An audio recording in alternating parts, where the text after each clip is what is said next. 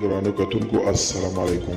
زه محمد سلمان همدرد د حق غږ پښتو چینل خبري لنډیز کې ستاسو قربا اوس تاسو پام را اړوم د مهمو خبرونو لنډیز. د یونان پلازمینه کې د جنایي پیښو یو خبریال وژل شوی. د یونان په پلازمینه اتن کې د جنایي پیښو یو خبریال په ډزو وژل شوی دی. دا د اروپایي ټولنې په یو غړي هیواد کې د یو خبریال د وژنې نادره پیښه ده. د خلکو له بیا غوښتنو وروسته د برېښنا د لګښت د بیلونه میاشتني شول. د افغانستان د خلکو بیا غوښتنو وروسته د افغانستان د برېښنا شرکت پریکړه وکړه چې د برېښنا د لګښت بیلونه میاشتني کړي. جمهور رئیس محمد اشرف غني د افغانستان د سولې لپاره د امریکا متحده ایالاتونو د بهرنیو چارو وزیر ځانګړي استازي ډاکټر زرین خلیلزاد سره په اړه کې کتلي. دواړو لوري د سولې بهیر د انکشافاتو او په ترکیه کې د جوړېدونکي کنفرانس لپاره د تیاریو په اړه بحث او خبرې کړي. او د ولسمشر لومړی مرستیال ملا صالح وایي چې په کابل کې د داعش ډلې مهم مشر غلام ناصر الخراساني نیولی دی.